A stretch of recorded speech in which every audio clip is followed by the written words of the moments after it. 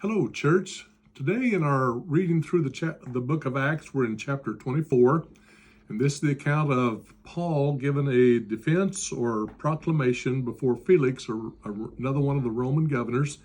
They keep kicking this case down the road, trying to find someone to try it, and Felix is next in line. And Paul makes a dramatic defense, just basically presents the gospel to him.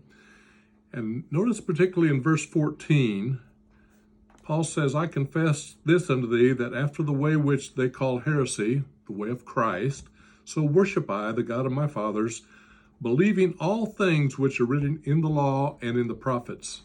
Paul didn't give up anything in terms of his belief when he accepted Christ. Rather, he got the full revelation of everything he'd been studying his whole life.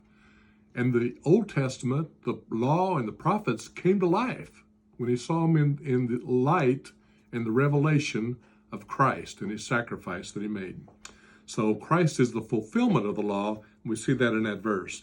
And then as he speaks with Felix and goes on, Felix makes a very sad statement in verse 25.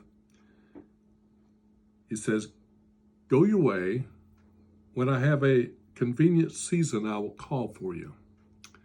And I encourage you, as you read through the rest of the book of Acts, see if Felix ever has a convenient time.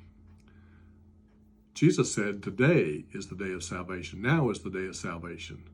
When God calls, that's the time to answer. Felix makes a mistake here of saying, I'll talk to you again when it's more convenient.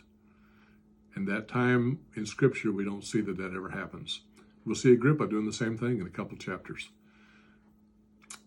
But today is the day of salvation. Be blessed as you read through this chapter of Acts, the early church, and how the Lord brought it about and established it in the earth.